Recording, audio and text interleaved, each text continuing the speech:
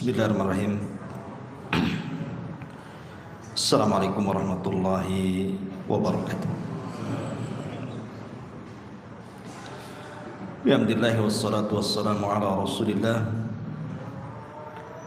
wa ala alihi wa sahbihi wa mawalah wa la hawla wa la quwata illa billahi wa ba'du. Alhamdulillah di malam hari ini kita masih bisa duduk untuk bertolabul ilmi, dan kita masih membahas tentang 10 perkara yang bisa mengurangi pahala puasa dan 10 perkara yang bisa menjadikan puasanya ditolak dan tidak diterima Allah Subhanahu wa ta'ala. Ini penting. Kenapa demikian? Karena ibadah puasa ini banyak sekali keutamaan. Kalau seandainya keutamaan yang begitu banyak yang ada pada puasa itu, tiba-tiba kemudian puasanya dikurangi pahalanya atau bahkan sampai ditolak, maka sangat rugi sekali. Sebelum saya menjelaskan pembahasan kita di malam hari ini, mengingatkan saja tentang fadlus siyam, keutamaan puasa secara singkat. Yang pertama, puasa itu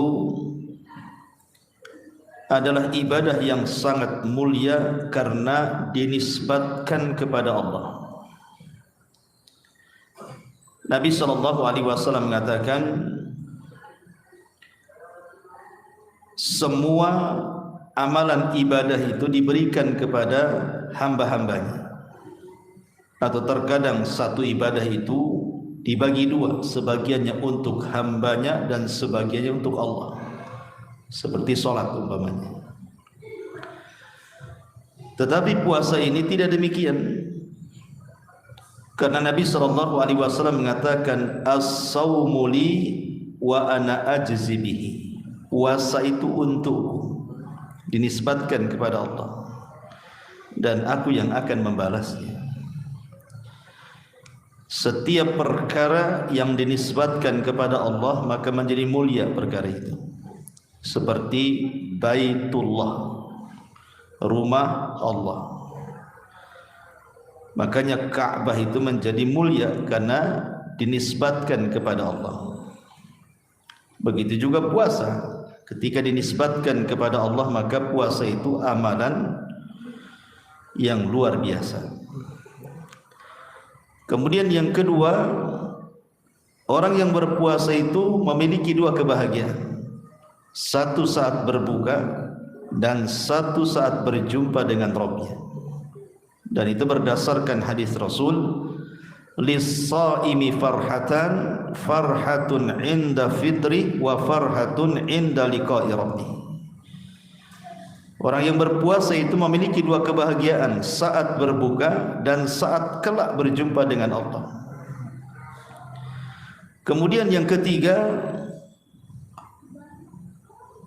orang yang berpuasa memiliki keharuman dalam mulutnya di sisi Allah Subhanahu wa ta'ala, bahkan lebih harum dibandingkan minyak kasturi. Berdasarkan sabda Nabi SAW, kata Nabi SAW, laluhufu fammis shaim atyab indallahi min rihil misk. Bahwa mulutnya orang yang berpuasa di sisi Allah lebih harum dibandingkan minyak kasturi. Yang nomor 4, Allah Subhanahu wa ta'ala siapkan satu pintu sorga khusus bagi orang yang berpuasa, yang disebut dengan Babur Rayyan. Sebagaimana sabda Nabi SAW, inna fil jannati baban yuqalu lahu Rayyan yadkhulu minhu as-shaimuna yaumal qiyamah. Di surga itu ada satu pintu yang disebut dengan Rayyan, yang khusus orang-orang yang berpuasa saja yang masuk. Kemudian yang nomor 5, satu hari berpuasa kalau diniatkan di jalan Allah Subhanahu wa taala bisa menjauhkan wajah kita 70 tahun perjalanan dari api neraka. Berdasarkan sabda Nabi sallallahu alaihi wasallam, "Man shama yawman fi sabilillah ba'adallahu wajhahu 'anil nari 70 kharifa." Siapa yang berpuasa satu hari saja di jalan Allah, maka wajahnya akan dijauhkan dari api neraka sejauh 70 musim ataupun 70 tahun perjalanan. Itu satu hari. Antum puasa Ramadan 30 hari atau 29, kalikan saja. Kemudian juga yang nomor 6, bahwa puasa itu junnah, benteng. Benteng dari kita dengan api neraka. Dan itu berdasarkan hadis Rasul, as-siyamu junnatun minan nar ka junnati ahadikum minal kitab. Puasa itu benteng kita dengan neraka seperti seseorang membentengi diri dengan baju perang atau tameng saat berperang. Kemudian yang nomor 8, puasa sendiri bisa memberikan syafaat bagi pelakunya kelak pada hari kiamat. Berdasarkan sabda Nabi sallallahu alaihi wasallam, as-siyam wal Qur'an yashfa'ani li sahibihima. Al-Qur'an dan puasa akan menjadi syafaat bagi para pelaku keduanya, baik yang membaca Qur'an atau yang berpuasa. Kemudian yang nomor 9, puasa sendiri adalah seafdal-afdalnya amal. Berdasarkan hadis Nabi sallallahu alaihi wasallam dari Abi Umamah Al-Bahili, ketika dia mengatakan, "Ya Rasulullah, murni bi amrin yanfa'unillahu bi." Perintahkan kepadaku sesuatu yang bermanfaat bagiku di sisi Allah. Maka Rasul mengatakan, "Alaika bisyam." Puasakan. Menunjukkan apa? Amalan yang utama di sisi Allah Subhanahu wa taala.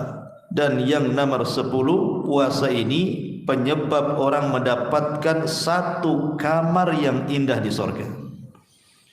Kamar kaca yang nampak dari luar dan juga dalamnya. Dan itu berdasarkan hadis Nabi sallallahu alaihi wasallam, "Inna fil jannati ghuraf." Di surga itu ada kamar. Yura zuhuruha min butuniha wa butunuha min zuhuriha. Nampak dari luar ke dalam atau dari dalam keluar. Maka seorang Arab Badui berdiri dan mengatakan, "Ya Rasulullah, untuk siapa kamar-kamar indah di surga itu?" Maka Rasul mengatakan, "Liman atabal kalam wa at'amat ta'am wa adamas siyam wa shalla bil laili wan nasu niyam."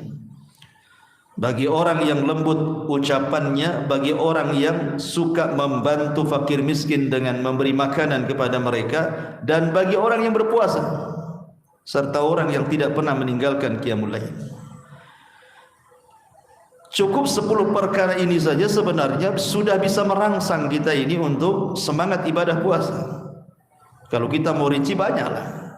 Saya ambil 10 saja. Lah di sana masalahnya ada 10 perkara yang kalau antum lakukan bisa berkurang tuh pahalanya. Bukan hanya berkurang, boleh jadi tidak ada dapat pahala sama sekali.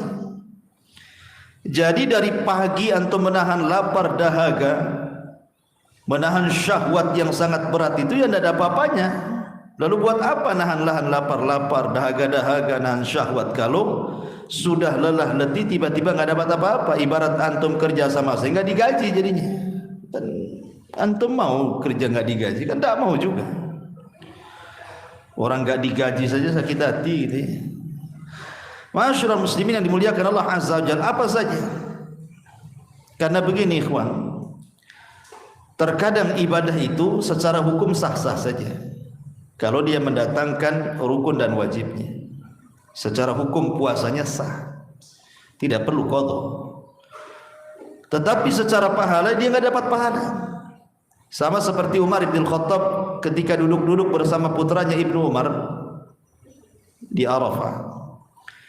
kemudian melihat ribuan jemaah haji yang datang dari mana-mana. Maka Ibnu Umar mengatakan, alangkah banyaknya orang-orang yang datang untuk haji, wahai abi, wahai bapakku.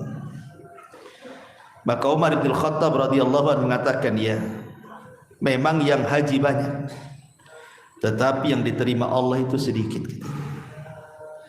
Yang haji memang banyak, tapi yang diterima Allah itu tidak banyak. Karena kebanyakan orang-orang haji itu terkadang dari niat saja sudah salah kan gitu. Pengen dipanggil Pak Haji, Bu Haja, macam-macam kan itu. Intinya bahwa boleh jadi sah-sah saja hajinya, tapi pulang nggak ada apa-apa, kan rugi jadinya.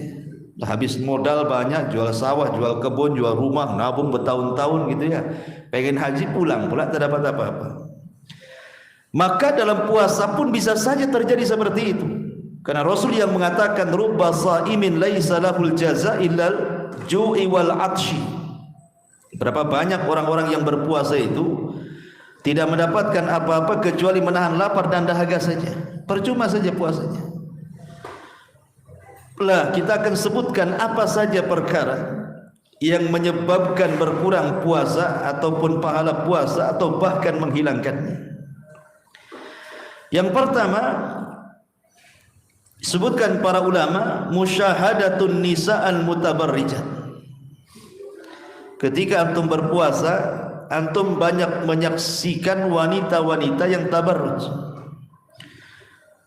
Atau dengan kata lain, ketika berpuasa mata antum jalalatan, memandang aurat-aurat yang bukan muhrimnya.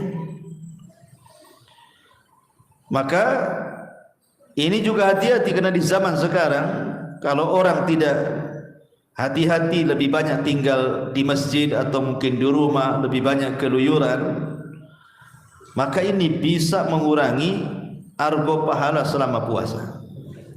Karena di tengah-tengah kita ini orang yang menutup aurat tidak lebih banyak daripada orang yang membuka aurat.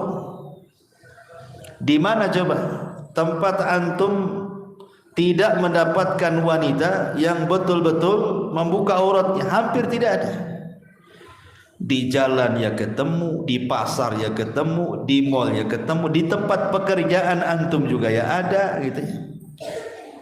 Apalagi antum jadi manajer, sekretarisnya pula di samping, mungkin stres lah puasanya ya.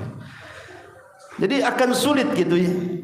Makanya kenapa usahakan dalam berpuasa itu ada amalan yang bisa mencegah itu, yang disebut dengan ghaddul basar, menundukkan pandangan. Ya kalau tidak sengaja ya nggak apa-apa. Cuman kalau ketulusan jadi apa-apa. Kalau pandangan pertama tak sengaja tidak ada masalah, tapi lekas ditundukkan. Tapi kalau dalam pandangan pertama tidak sengaja tiba-tiba dilama-lamakan, nah itu lain cerita. Nampak tadi tak cantik, diperhatikan, wah cantik juga katanya. Makin pula habis ngeluarin handphone dipoto lagi. Nah, ini masalah lagi. Taib, di dunia nyata tidak bisa dihindarkan. Di dunia maya juga sama. Apalagi saya yakin setiap antum tidak mungkin tidak punya handphone, tuh pasti punya handphone. Dan handphone di zaman sekarang nggak sama dengan handphone di zaman dulu kan, handphone jadul yang kalau disentuh pun tidak berubah-berubah. Hampir semua handphonenya kalau disentuh pasti layar sentuh semua. Macam-macam iklan di situ kan. Apalagi hobi kita ini YouTuber, ini TikToker atau apa lagi. Makin parah kan itu ya. Maka sebaiknya bahasa Jawanya prei lah. Sudah. Ramadan dikurangin nonton handphone itu. Kadang-kadang kita ini godaan dari handphone ini jauh lebih besar dibandingkan dunia nyata. Fitnahnya itu lebih besar ya. Maka ini bisa mengurangi pahala masalahnya. Ini yang pertama. Apalagi yang melihat aurat saja mengurangi pahala, apalagi wanitanya yang sedang berpuasa sengaja buka aurat. Nah, itu lagi lebih parah lagi. Maka mak-mak ini hati-hati kasih tahu saudaranya yang masih buka aurat gitu. Kemudian yang kedua, Ya memang melihat aurat itu tidak batal puasanya, tapi ngurangi pahala masalahnya. Yang kedua, termasuk juga berkhalwat dengan wanita-wanita ajam. Berkhalwat terutama anak-anak muda gitu ya. Anak-anak muda harusnya di bulan Ramadan tuh jauh-jauh gitu ya. Malah kesempatan pula ngabuburit berdua, ini kan masalah ini kan. Nah ini jelas itu ya, maksiat dan mengurangi juga ibadah pahala puasa. Kemudian yang ketiga, az-zab wasyatmu binasaim. Tidak bisa menjaga lisan sehingga dia mencaci dan memaki. Mencaci dan memaki ini mengurangi pahala puasa. Karena Nabi SAW mengatakan fa idza kana yaumu saumi ahadikum fala yarfath yauma idzin wala yaskhab fa in sabahu ahadun aw qatalahu falyaqul inni mru'um shaim. Kata Nabi SAW, apabila di hari puasa salah seorang di antara kalian, fala yarfuth yauma idzin, ingat jangan mengeluarkan kata-kata kotor. Ya kata-kata kotor ya menghina, mencaci, memaki, itu kan kata-kata kotor. Itu sudah jelas ada dosanya kan, ngurangi pahala. Seandainya ucapan itu yang keluar tidak mengandung dosa sekalipun, hanya dalam bentuk teriak-teriak saja, itu pun tidak boleh. Makanya Rasul mengatakan wala yaskhab, jangan suka teriak-teriak lagi puasa itu. Jadi kurangi teriak-teriaknya ya. Apa susahnya ngomong dengan volume rendah gitu? Kenapa mesti dikencangkan, uratnya mesti berdiri semua kan itu ya. Teriak-teriak saja tidak boleh dalam puasa itu. Antum pedagang gitu, teriak-teriak gitu. Nah, kurangilah volumenya. Ini saja bisa mengurangi gitu ya saldo pahala puasa.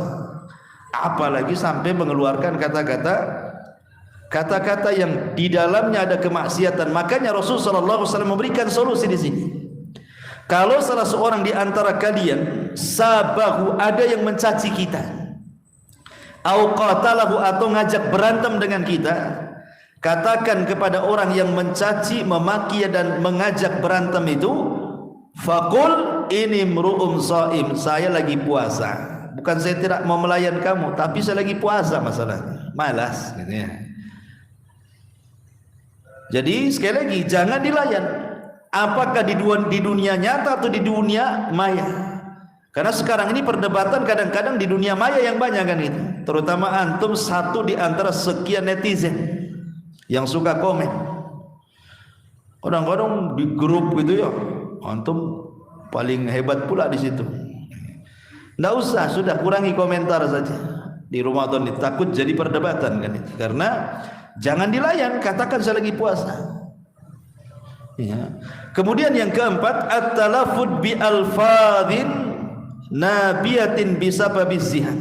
Ulama mengatakan terkadang lafaz-lafaz yang keluar karena sebuah hal yang menjengkelkan, seperti antum di jalan naik motor macet gitu ya, atau naik mobil kok macet kali, kadang-kadang terlontar tuh kalimat-kalimat yang tidak sadar kalimat-kalimat itu mengandung dosa. Ah sialan, ini motor ini lewat kok tak punya mata. Kadang-kadang kan apainlah antum ngomong gitu kan ya, pokoknya ada motor di samping, knalpotnya knalpot racing, bron kan itu ya, keganggu antum ya. Tiba-tiba antum ngomong tak apa ngomongnya kan, oh dasar begini begono kan itu ya. Itu kalau bisa kurangi, justru nikmati saja. Kalau macet nikmati saja, karena lagi puasa masalahnya ya. Kalau di luar Ramadan ya mungkin kita bisa tegur lah. Maka ini juga bisa mengurangi pahala puasa. Kemudian yang nomor 5, al-ghibatu wan namimah. Ini sudah jelas. Ghibah dan namimah ini sudah jelas, sudah stop lah. Terutama ibu-ibu yang di atas ya, kalau Ramadan itu stop ghibah, stop namimah. Karena walaupun tidak bisa tidak membatalkan puasa, tapi ngurangi saldo pahala puasa. Kemudian yang ke-6, al-kalam as-su', ucapan yang buruk. Ucapan yang buruk ya macam-macam, kadang-kadang umpat-umpat orang, ya biasalah di masyarakat gitu ya. Kadang-kadang kalau tidak suka keluar kata-kata binatang, itu kata-kata buruk. Itu bisa mengurangi pahala puasa. Makanya kalau puasa itu lebih banyak diam saja lah, tidak usah banyak ngomong. Kemudian syahadatuz zur fi Ramadan, melakukan persaksian palsu di bulan Ramadan. Ketika puasa jadi saksi di pengadilan, dusta pula dia ngomong. Nah, ini juga bisa mengurangi pahala puasa. Ya tidak membatalkan puasa, tapi mengurangi saldo pahala puasa. Kemudian yang nomor 8, musyahadatul aflam, menyaksikan film-film, sinetron-sinetron, sandiwara-sandiwara yang ada di media. Kadang-kadang ada orang itu ingin ngabisin jam karena lama puasa, sengaja cari film gitu ya, film barat atau film apa gitu, kemudian ditonton kan, bisa sampai 2 jam itu. Nanti 2 jam selesai, cari lagi judul lagi, 2 jam lagi, 4 jam tuh, cari lagi, atau duhur kan itu. Kadang-kadang nggak sadar ikhwan, harusnya saat berpuasa kan banyak ibadah yang harus dilakukan kan, bisa baca Quran, bisa zikir, bisa macam-macam. Terkadang karena sudah ada handphone ini, entah apa-apa yang dilihat ya. Kemudian juga yang nomor 9, an-naumu naharan was-sahru lailan. Kalau di malam hari dia terbangun, sengaja tidak mau tidur, nggak mau ditidurkan karena siangnya dia pengen tidur lama, biar puasanya tidak terasa gitu. Coba kalau antum habis subuh tidur gitu ya, bangun zuhur, kan masih ngantuk tuh, sholat zuhur tidur lagi, bangun asar kan gitu ya. Nanti habis asar bangun kan sebentar aja tuh puasa itu pun langsung ke pasar kaget tuh cari bukaan. Subhanallah, memang tidur itu tidak ada hukumnya ikhwan, tetapi antum menghabiskan waktu dari pagi sampai sore tidur itu, apa aktivitas antum di situ coba? Nggak menambah pahala kan gitu. Masyarul muslimin yang dimuliakan Allah, bahkan melemaskan juga, melemaskan puasa, melemaskan badan saat puasa, bukan makin sehat tidur itu. Nah, ini juga bisa mengurangi saldo pahala ya. Kemudian yang nomor 10 yang terakhir, al-kadhib, dusta. Maka ini yang paling banyak, hati-hati, jangan suka copy paste, share sana sini di grup, apalagi kalau sudah cerita tentang tahun politik nih sekarang nih kan, tahun politik kan macam-macam orang itu komentar, entah iya entah benar, namanya tahun politik. Kadang berita-berita ini tidak jelas, kadang-kadang antum main copy paste share gitu ya, atau antum pula di situ komentatornya. Maka sebaiknya hindari perkara-perkara seperti itu karena bisa mengurangi pahala puasa. Ini 10 perkara yang disebutkan para ulama bisa mengurangi pahala puasa. Tapi yang lebih parah lagi, ini 10 pahala, 10 dosa yang kalau antum lakukan tidak akan diterima puasanya. Mau jungkir balik antum puasa, nggak akan diterima puasanya. Ini 10 orang. Siapa mereka? Yang pertama, al-musyriku billah, orang yang melakukan kesyirikan kepada Allah Azza wa Jalla. Lagi puasa antum datang ke dukun, lagi puasa kemudian antum percaya sama tangkal, jimat, keleni-keleni gitu, atau datang ke kuburan minta-minta pula di kuburan.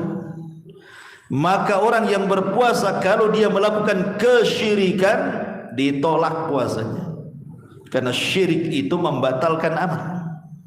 Ini yang pertama. Yang kedua, munafik, amalan orang-orang munafik. Karena Allah Subhanahu wa taala yang mengatakan innal munafiqina fi darkil asfali minan nar. Orang-orang munafik itu diletakkan di intip neraka yang paling dalam.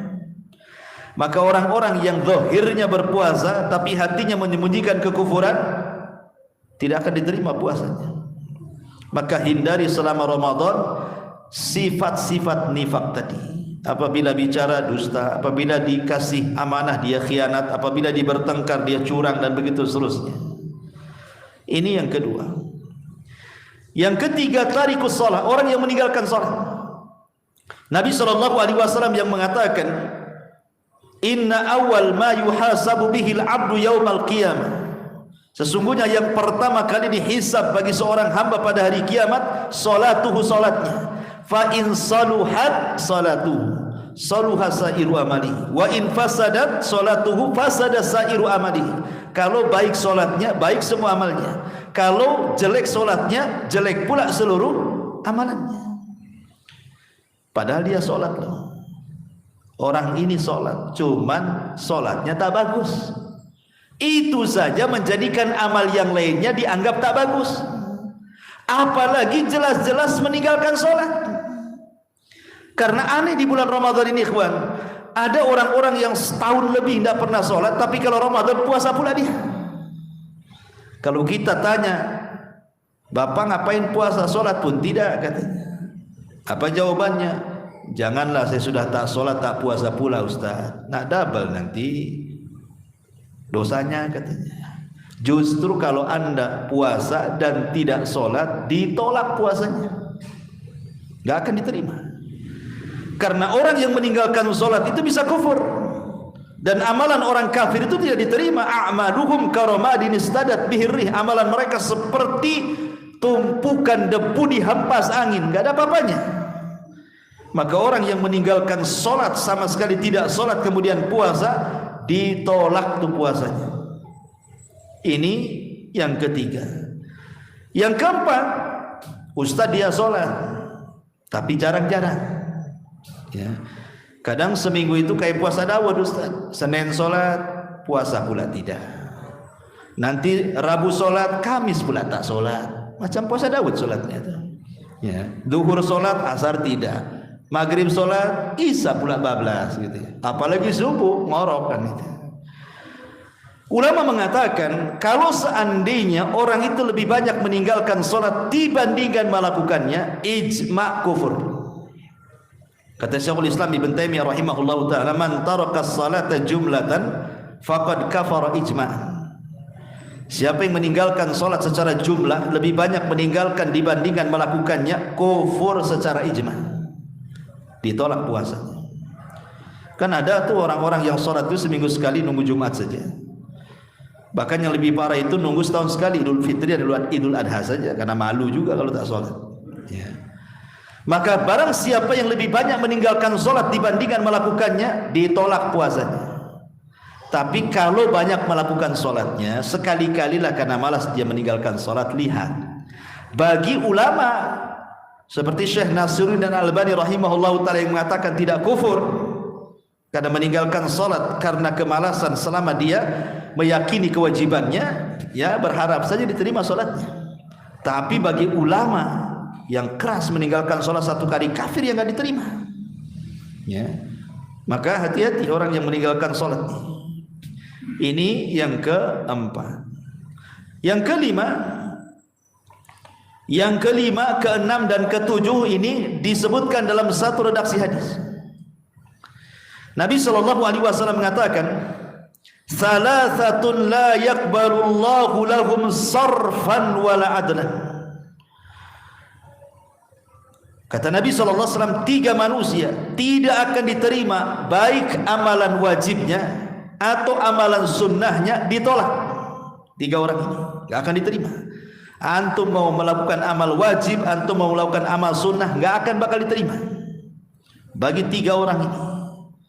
Pertama, aqun liwalidayhi, anak yang durhaka dengan orang tua, tidak akan diterima puasanya, ditolak sama Allah sampai dia minta maaf sama orang tuanya. Yang kedua, al-mannah, orang yang menyebut-nyebut pemberian sedekahnya.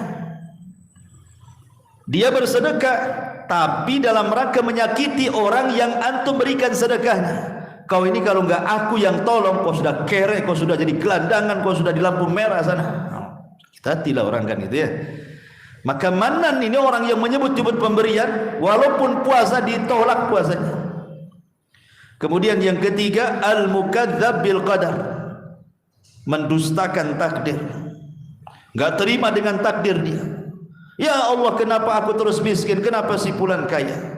Ya Allah, kenapa anak saya sakit? Si fulan kok sehat-sehat anaknya. Ya Allah, kenapa usaha saya gulung tikar? Si fulan betang-betang tikar. Umpamanya. Umpamanya seperti itu. Enggak terima dengan takdir dia.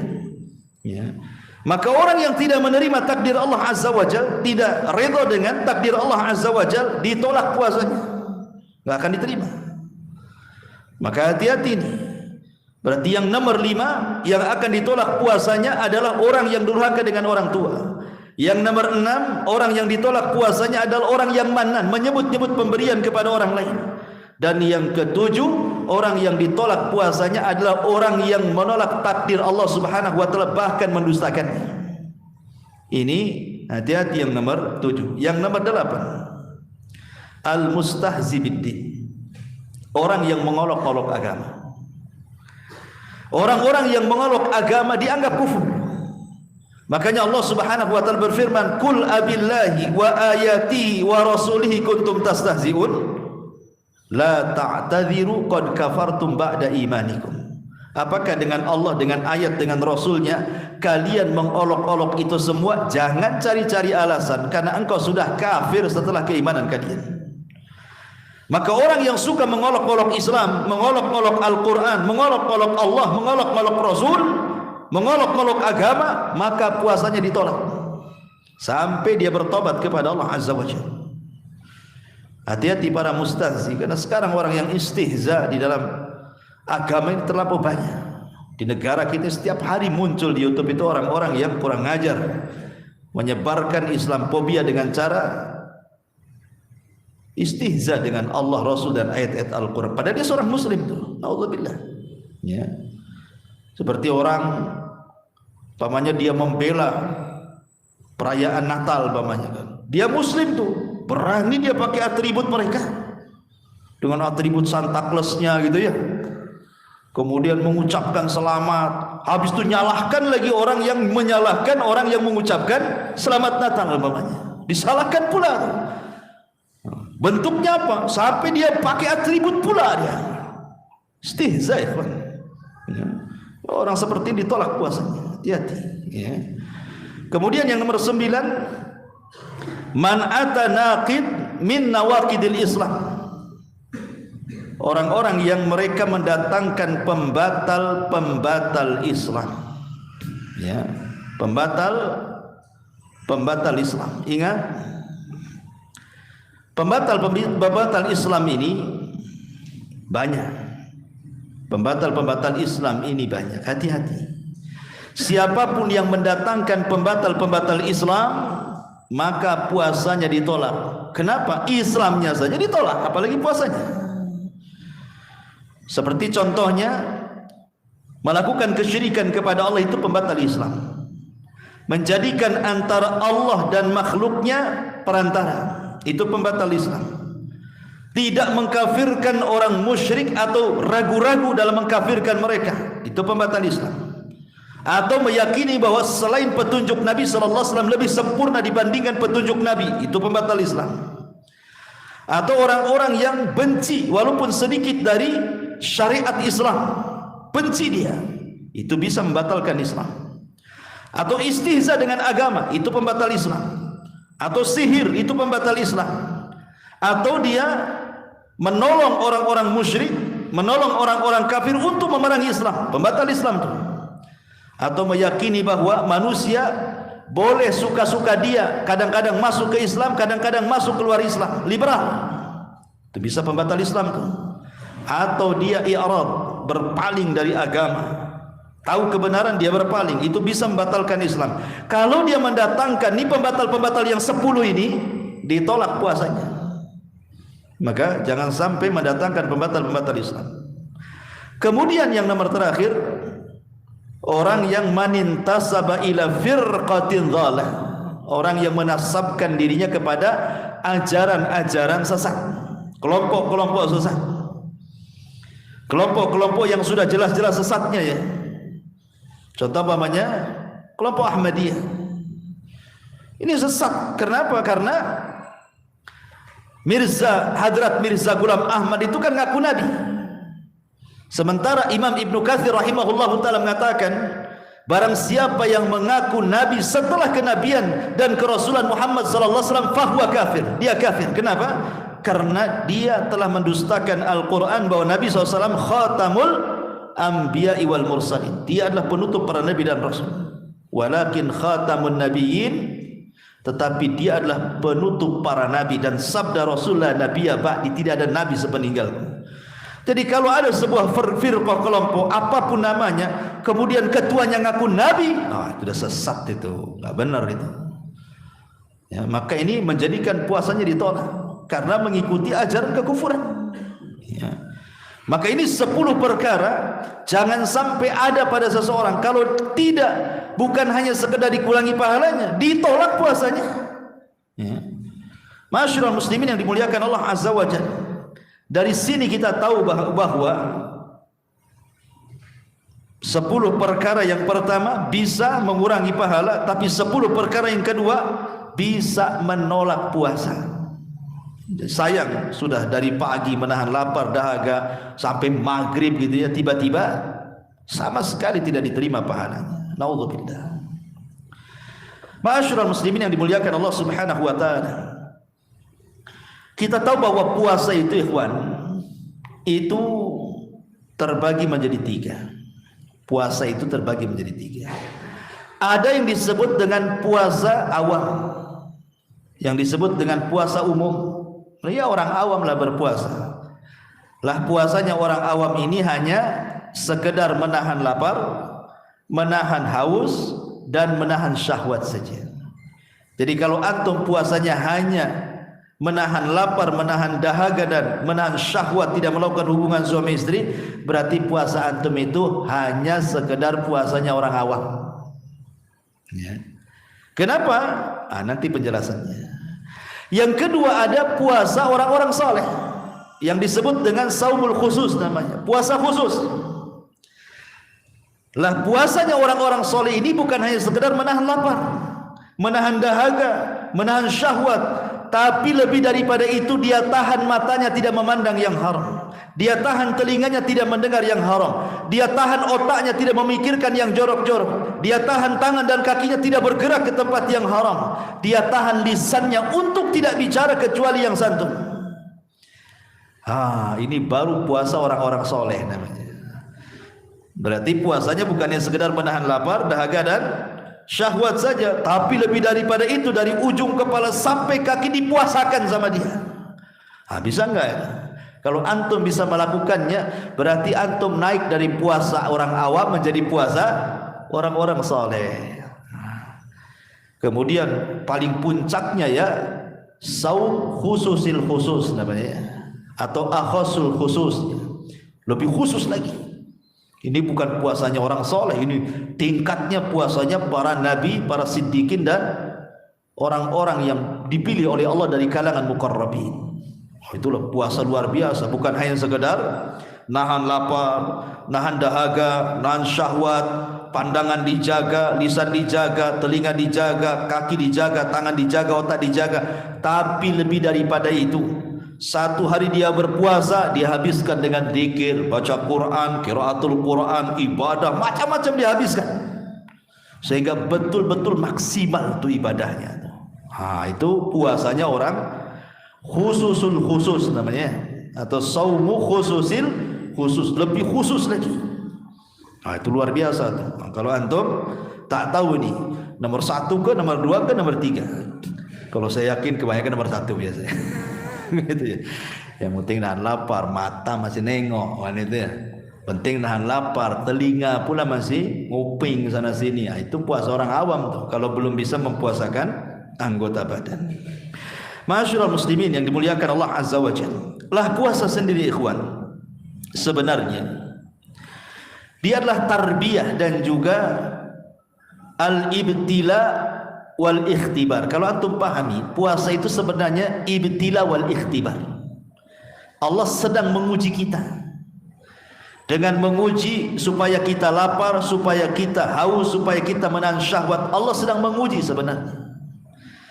Jadi ibadah puasa itu ibadah ujian. Bisa enggak antum lewati itu dari mulai terbit fajar shadiq sampai terbenam matahari itu? Allah sedang menguji kita. Siapa di antara kalian itu yang jujur keimanannya, atau siapa di antara kalian yang dusta keimanannya?